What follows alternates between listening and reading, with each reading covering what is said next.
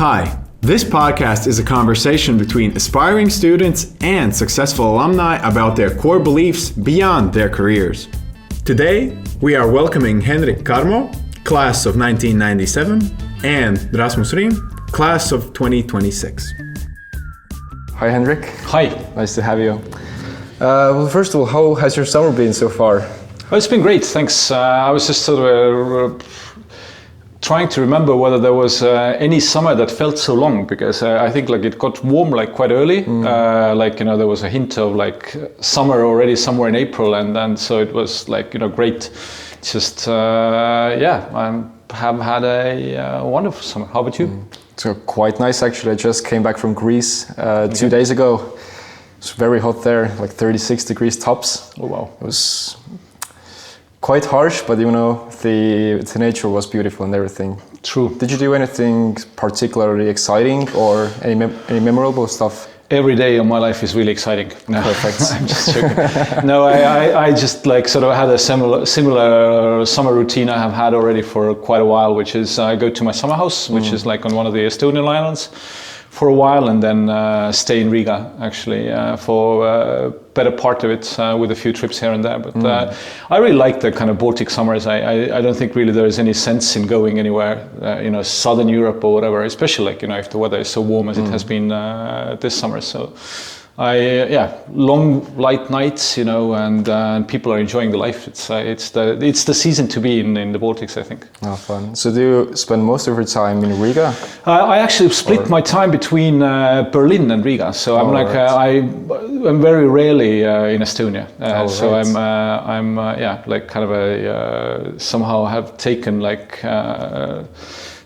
myself out of Estonia for like a long time ago, and never really been back. Okay, but are there any things that you kind of miss about Estonia, for instance, or what are the particular things? No, I mean, you obviously miss some friends and you miss family, or like a closer interaction with them every once in a while. But I mean, it's all attainable. I mean, nowadays, the life is so connected, like in terms of how you communicate with people over social media or how you communicate on WhatsApp messages or whatever. So and also people are so much more mobile. So I don't know, like it doesn't kind of, if you live in Europe, it doesn't really feel that you need to sort of for me at least, it doesn't feel that you need to have like this is my address, or this is where I live, or whatever. It's sort of a more like a place where you spend some time, and then maybe if you're an adventurous spirit, something else comes up and you'll move somewhere else, and it's easy to stay connected. Right. I know I really feel that, because I used to live in Denmark for some time, for instance, and now in Riga, hopefully Estonia in some time again as well. So I mean, there are definitely things to miss, but of course the life now is quite connected, so we can see all those things. But I want to go back to your time when you were still in Estonia and actually studying in Tartu, right, before SSER Riga. And what kind of interests me is that how did those two experiences differ? Your time in Tartu as well as SSER Riga, especially a part of the student life and everything. No, I think it was like a day and night. I think Tartu is a great city to be a student in, and I mean like as an environment, I think it's great to make friends from different walks of life. You end up communicating with people who are not only business students, which always expands your horizons in terms of what you get interested in later on in your life. But I really started my university life at Tartu like in 1992, and you can imagine that was like a really post-Soviet environment, right? So most of the university professors, they most probably had a very scientific background, so they knew really well like math and certain let's say kind of econometric and statistical kind of models, but what came to the application in life, then obviously the Soviet experience had been like totally different from the capitalist experience that business schools really are teaching you about the market forces and the micro and macro aspects of policy making and so on and so forth. So I kind of I really was interested in very specific things like finance and other things, and I kind of felt that like for me to motivate myself to learn something, like the kind of the applicational part should be there as well. And then if you are really doing like very dry exercise, then that doesn't really kind of engage you as much. So I think like my takeaway from Tartu University was that at that time I felt that there was a need for like some sort of business angle more, and that happened when I ended up like a couple of years into my studies being in Stockholm. And so I participated in what was called the Baltic Exchange Program. They took like 10 students from the Baltics to Stockholm School of Economics, and also organized like a strategy course with or strategy internship with some international corporation. And that was like for 1.5 months, I think, total program. And after that, I kind of really understood that I need to be, like changing schools. And at that time, they actually told that Riga is opening up. And so I knew that I would be applying here in 1995. And of course, this felt like really a different level of student life in terms of like, the facilities. Like, I mean, this is a fantastic little house where you feel like a community.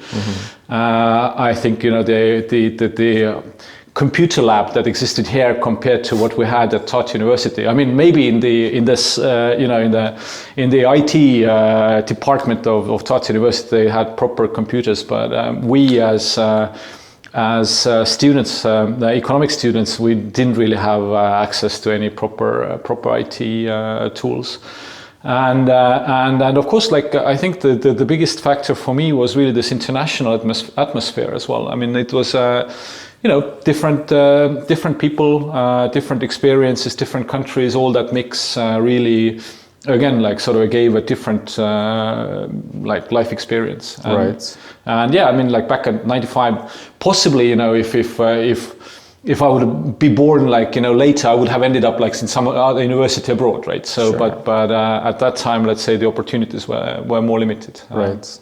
But in '95, you were a part of the first class that was actually international, right? Yeah, Before right. It was just the Latvians. True. Do you remember how many Estonians there were that year? Yeah, I think there were 10. So I think that actually the intake has stayed remarkably the same, unfortunately, or how it is. But I think it's more or less throughout the history of the school, it's always been like around 10 students from Estonia.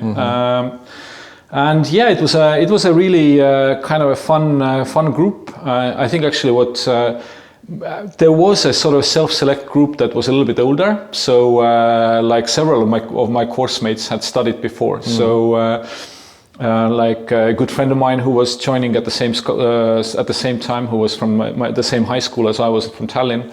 I mean, he had been studying before at the Estonian Business School. There were some people who had studied maths at Tartu University. And so I think like sort of overall the average age, I guess just because it was the first time, like, you could apply and you had like a really motivated kind of bunch of people who wanted to kind of have a different experience. So it was a fun group.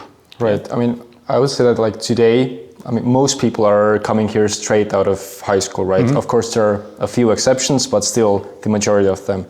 But even that, did you still have a vivid kind of student life here? Let's say all of the traditional SSE parties, etc., even though the environment was maybe slightly older, perhaps? No, we were just studying. We absolutely no partying, like, purely drilling in. Like, come on. Of course. No, I mean, like, like a couple of years here or there doesn't really matter. I mean, your behavior is as crazy in 21 as it is in 19 or 18. Right. So I think like it was actually like I think it was a really nice atmosphere. I don't know how it works now, but because it was such a small school at that time as well, that we were 150 students, I think, in total the first year. So I think there was a lot of kind of like interaction also between the students. So it was like, parties happening constantly at somebody's place. I mean, I had an apartment around the corner here on Zirnavuela, and I know that it stayed in a few generations, like in SSER Riga students.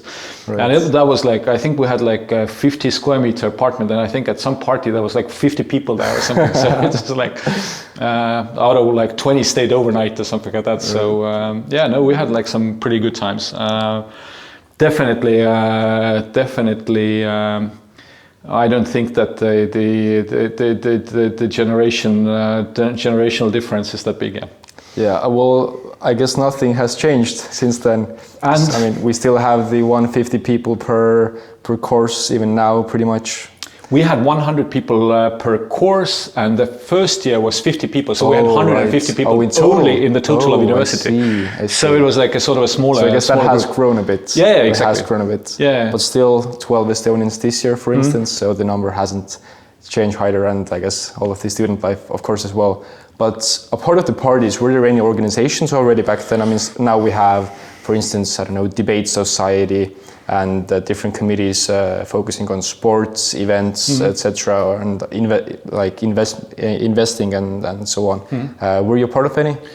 I was part of like some sort of a little steering group that was like a sort of interaction between students and lecturers and professors. So like like more communicating what are our expectations about I guess the education but I did not partake in too many of those clubs, but definitely it was very, very vivid. I mean, the choir was definitely there. I think the debate society was also there, and other things had been. But I had sort of done a little bit of an extracurricular activities beforehand, and so I was, and plus I was sort of like a little bit,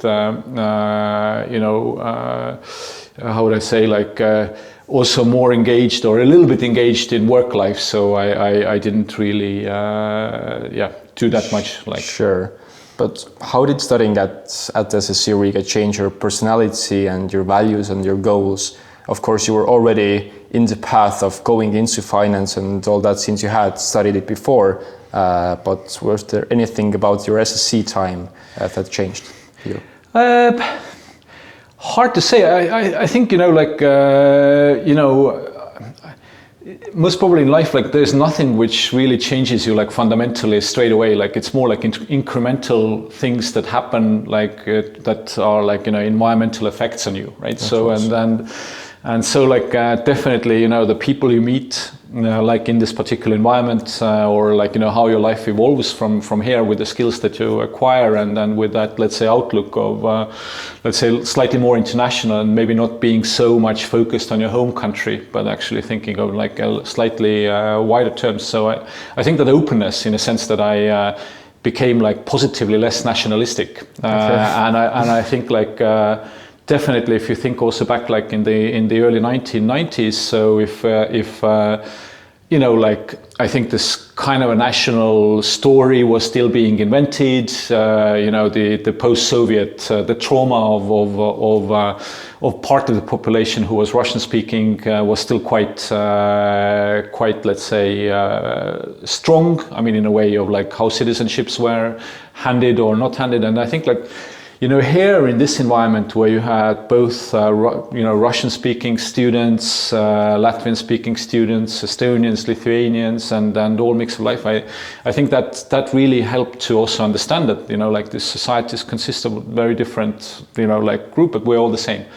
And I think that was really great, because part of the let's say the experience in the 90s of growing up was that you really didn't meet all that much of, let's say, of fellow citizens who would be of different let's say with a different mother tongue.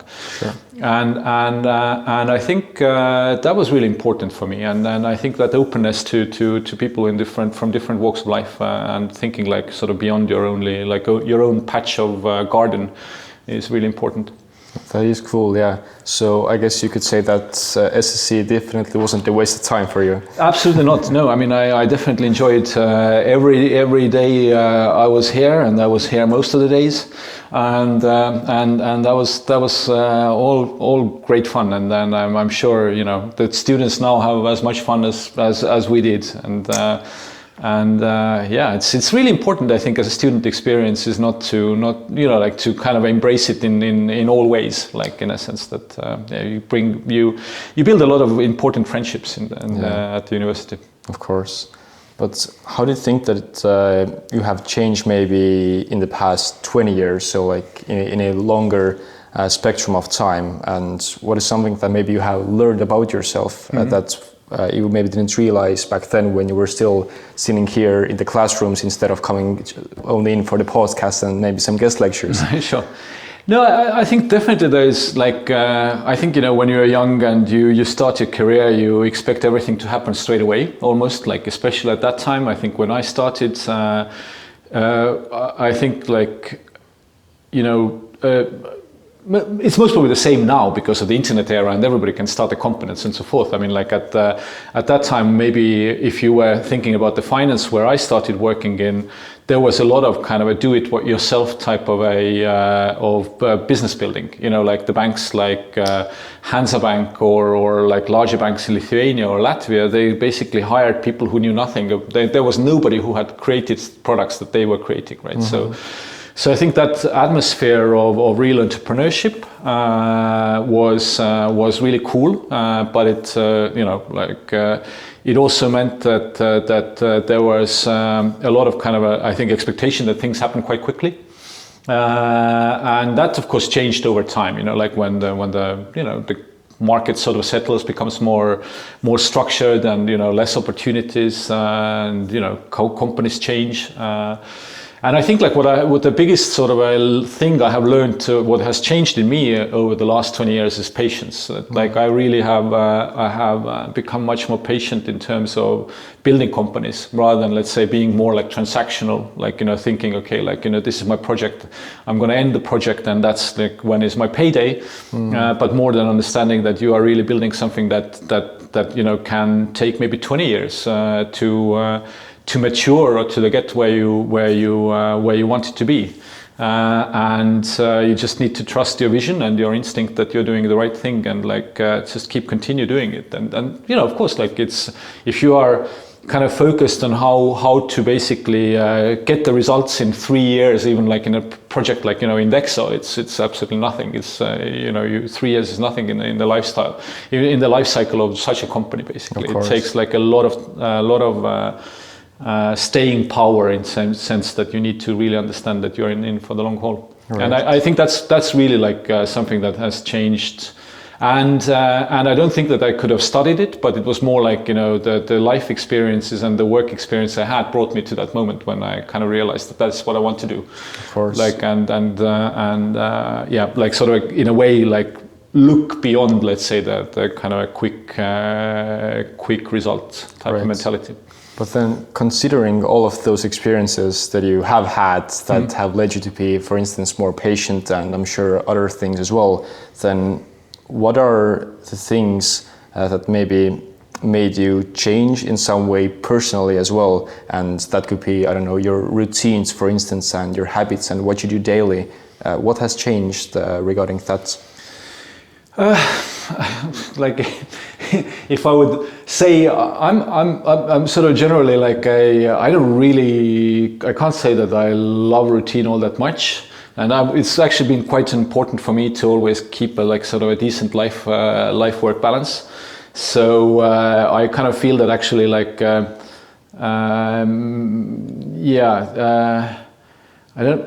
I've always sort of enjoyed sportsy, outdoorsy stuff. So that's sort of always been a kind of important part of like how I plan my life, around vacations and things that I do.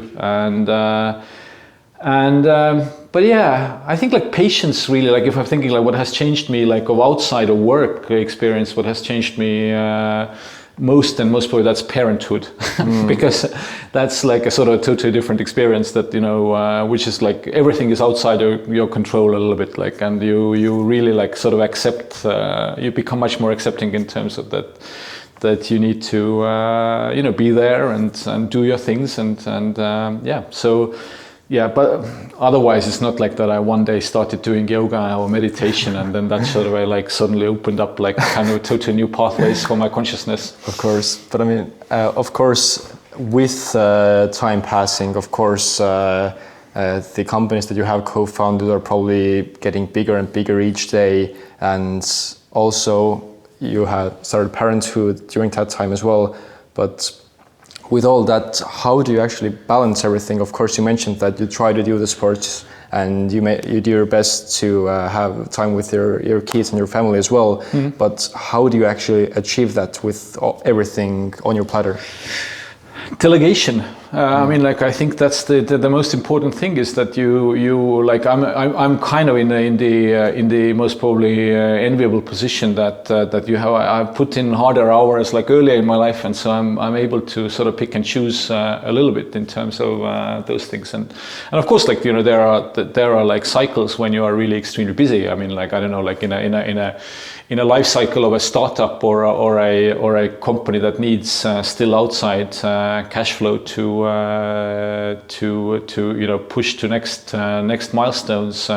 Capital raising is always an extremely stressful period, and so then you most probably are like really focused like for 2-3 months only on what you do, and that's really what is on your mind. Right. But then you need to understand that okay, you need to sort of like take then afterwards like a little bit easy and like you know, spend more time on things that matter, so to balance that out. And yeah, so I kind of like I think it's been a conscious choice in terms of like how I have also co-founded the companies. What is my role there? So I have never thought that I should be the guy who is like always like, you know, the guy giving the tasks or whatever. I mean, I think I was. You know, you hope to find people who are self-motivated and who really take ownership in the stuff that they do, and what you as a let's say as a founder or a co-founder, what you can do is really like coach these people or help them, give them the tools and like, you know, share some of your experiences. Yeah. But you try to get away from not like managing or micromanaging actively. So you need to build teams, and then we have been. I think in all cases we have been extremely lucky in terms of having people who are really really great and who do actually all the hard work. And I'm like lucky that I don't have to do that much maybe, like, and you know, you just need to be able to afford good people. Well, that's good to hear. But you mentioned that, of course, like for instance during capital raising, there are stressful periods, right? Sure. But how do you actually deal with the stress? Of course, I mean, there is one way to simply kind of like hold on and wait until the time is over. So is that what you do, or are there like any maybe like tips or tricks? Is there like some breathing you do, whatever it might be during those really tough situations? Yeah, no, I mean, you still need to, you need to kind of go to the gym or whatever is your thing. I mean, like I'm not, I'm a breather, but not the meditative breather. So yeah, you need to kind of keep the sanity, but you also kind of know that really, like, you know, yeah, I mean, it's still manageable. It's so it's not that crazy as well, but you just like need to, you know, especially like, you know, for public companies, you know, there's this like quite a long process of doing like a preparation for, let's say, subscriptions and so forth, but you really know the result of the subscription only like the last day.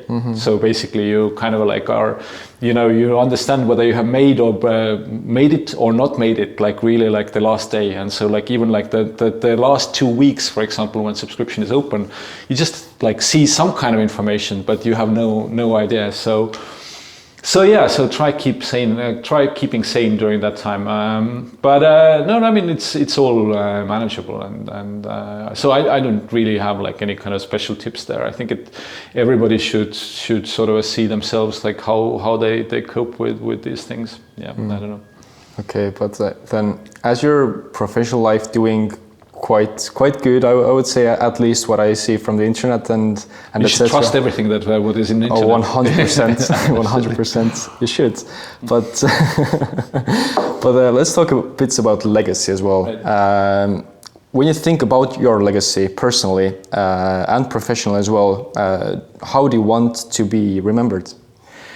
No, I don't know. Like, I think it's too early to talk about legacy, but I think that maybe I would turn it around a little bit like this: that when we started working with Indexo or Tuleva or like GoIndex in Lithuania, there is like you have a lot of kind of chats with people like you want to invite or invest into a company, right? And a lot of people like sort of straight away go like, okay, so when is the exit date? Like, how do you plan to exit? Like, what is going to be like, how do we get our money back or whatever? And then you kind of say, but no, like actually what you want to do is build permanent companies. You want to build something that is not for sale, but like which you do good, and you understand that like, this is going to be something that is going to, like, I don't know, like in 20, 30 years time will be a very important part of the economy of the company. I mean, if you're successful, of course, like nobody gives that for granted when you start, but I think that mentality of understanding that you are not doing things for sale, but that these companies are like, things that you do are permanent. I think that's the sort of like which is closest maybe to what you ask about legacy, like that I have never kind of considered, like it's not about me, but that those companies should be something that, will develop by themselves and will survive by themselves. And they are not for like just kind of, putting on makeup and then finding a good groom or bride, I think that's the way of thinking that I have found really good for myself in terms of like thinking like how you approach also the things that you do. That you have, in the company, you have projects where you allocate capital for things that happen like maybe in a year's time, like product new innovations or things that you want to achieve. But then you need to think like what's going to be in 5 years' time as well.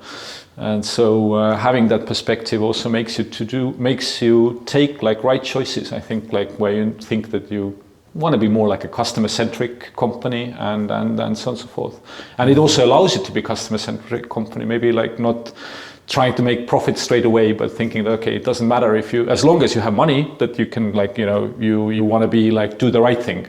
I think if my kind of impact on those companies is going to be that they are going to be, providing good services at good cost and which help the customers to have like better financial lives, then that is going to make me happy. But it's not like my legacy. It's more like let's say like the companies, the people who work, and maybe the culture that you as one of the agents who can bring some sort of positive change into that culture can do that. Yeah. Right. But then do you feel that kind of your life is very tightly connected to those companies that you have co-founded, that you're a part of, or do you feel that when you exit the office, for instance, then you're kind of like free and it's now time for yourself?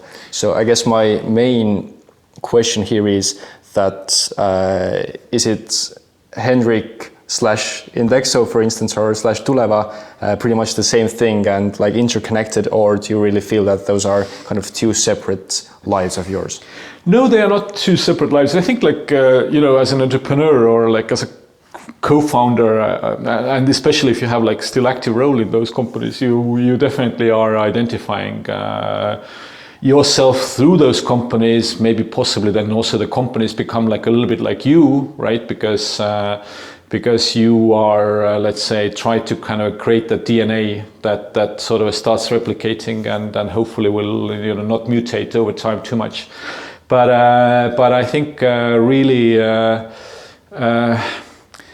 what has helped, I think, like I'm definitely, like I'm constantly thinking about things, right? So like, what we should do and this, that, but that's okay because like in a way, all these companies like, Indexo, Tuleva, like GoIndex, they're quite mission driven, right? So we have a sort of very positive kind of a mission, which is to sort of improve the financial literacy to improve people's lives in retirement age. And if I look back at Tulevase or Indexo's track record, then we have brought along like really a lot of changes that are very maybe like seem incremental, like at the very beginning, like what fee changes or how the investment strategies have changed or whatever, but which compound into a huge economic effect over 30-40 years when people who are like who maybe are like 25 or 30 or whatever,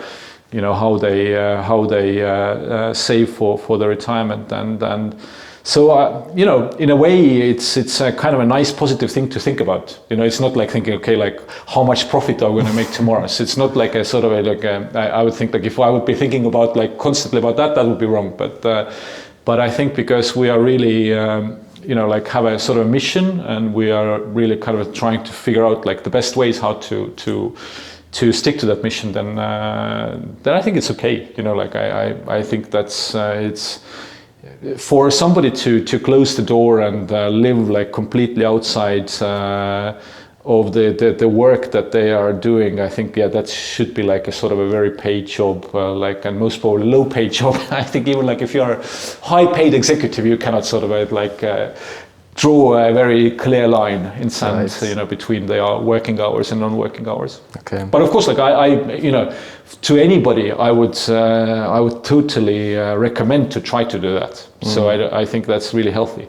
Okay, but then let's say that you have a current SSER student. I don't know. Let's take myself, right?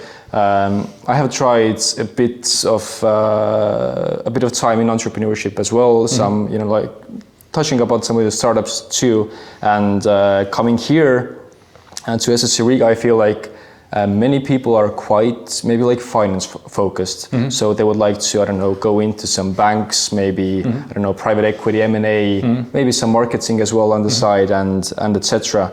But how do you feel that it is coming from SSER to start actually your own entrepreneurship kind of ventures?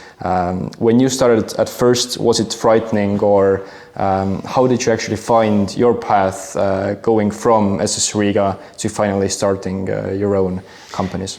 I first of all, I think you should just do whatever feels right to you, right? So if other people want to do finance and banking and whatever, and I'm glad to hear some people want to do banking, because we're just about to launch the bank. So hopefully many people find also send us their CVs and come by.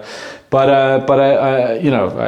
it doesn't matter. You should do whatever you want to do, and I think for entrepreneurship, most probably times are as good now as they were back then, when it's sort of there was a lot of opportunities, obviously, because not a lot of services existed in these local markets, right? And it was quite easy, most probably, to copy something and do something. But I think now, on the other hand, you have a toolbox of so much support and so much information, and you have global markets. So it's really exciting time, I think, for any student. So my journey to entrepreneurship, I mean, in a way, I think it's also a good thing is is to do a few things. I mean, I guess my jobs really led to this point where I was ready to become an entrepreneurship, right? Maybe that was partially the sort of financial cushion that I had, or having had enough experience to understand that that we want to do something different. But in a sense, I was thrown early on into this from a point of view that when I started at Hansabank, then back in '99, when Swedbank acquired Hansabank, then the Hansabank markets, some part of the team with Rain Lõhmus, we left and set up LHV, and so we were 14 people, and we really started from zero, in a sense that we started building an investment bank. M&A advisory, we then Lõhmus was really interested and adamant on developing trading parts, so LHV Trader started. then somewhere where the pension reform happened in 2002, we started pension funds like in cooperation with EBRD and other partners, and then LHV, then there was the investment funds came, and then so on and so forth until I left, and then a couple of years later it also became a bank, right? But that was an entrepreneurial kind of a thing. Like I mean, I wasn't really thinking at that time that this is an entrepreneurship. But basically, you were with your own balance sheet and with your own income statement. Like every day thinking, okay, like how am I gonna bring in some revenue, and then how am I gonna spend it, and how we're gonna invest the money, and to grow that. So I mean, it's.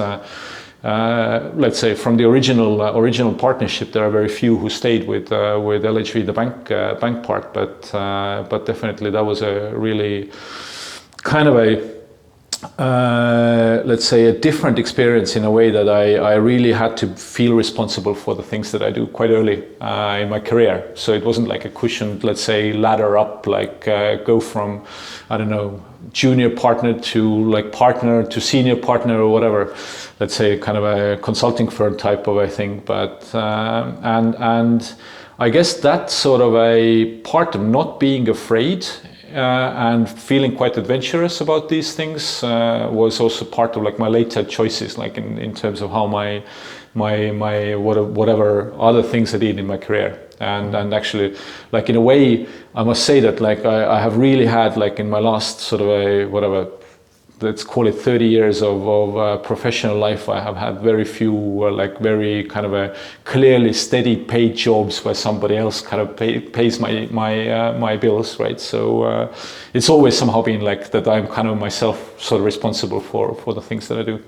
Right, but then do you feel that it's like more sane to go into the sector first as an employee, for instance, like you did, and after that, when you feel comfortable, then going into some entrepreneurial ventures as well? Or maybe do you feel that maybe you could have done the same thing without going into banking first? Yeah, I don't know. Like it's really hard to say. I'm maybe like I'm a little bit of a nerd because I'm sort of focusing on a very very specific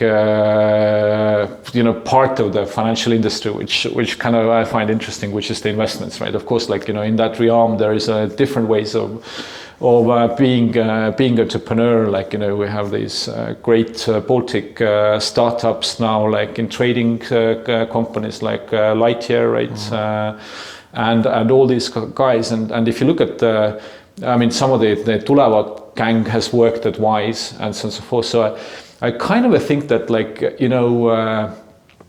like some sort of a like experience in an organization to see like what does it take actually to run some kind of project or skills in a sense of like setup. It most probably helps to have worked somewhere before, but there are crazy people who nothing stops them, and they start like at a very early age and really find their feet, and I think that's okay as well. So it really is like really up to you, and from a point of view of risk taking, there is really like it doesn't matter, like in a way that maybe the only thing is that let's say if you are like totally have worked for 20 years like in a type of organization like a big, let's say, call it Scandinavian bank, and you have started from day one there, and you have like sort of been working on one project and inside that organization from one department to another, and then you end up like somewhere where you figure that okay, I want to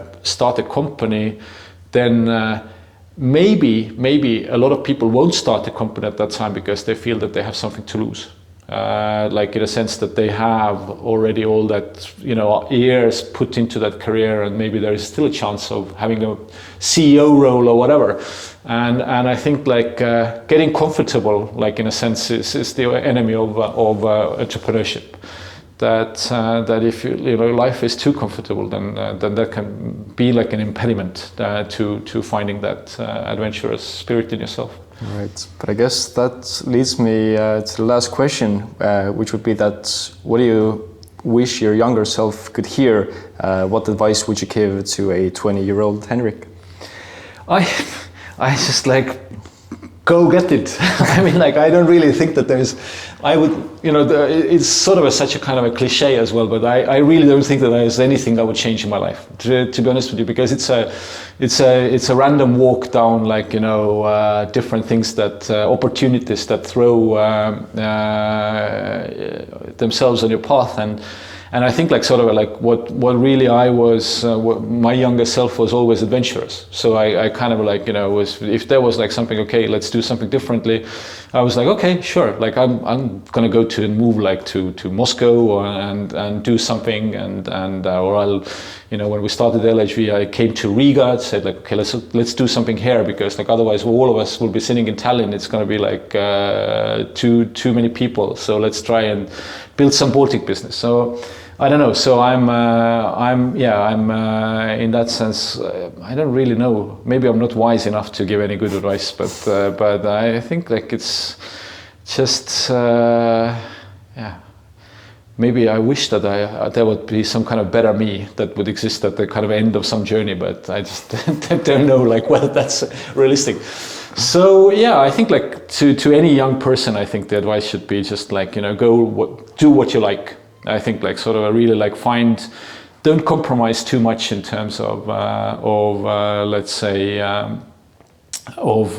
somebody paying you well, but you doing a job that you don't like, but change enough so that you figure out what really interests you, and through that I think also the opportunities will come, and you yourself have the energy to actually like sort of pursue things that don't seem achievable. Well, with that note, thank you very much, Henrik, and I guess we'll hope to see you at the Strelniku Street again soon. Thank you so much.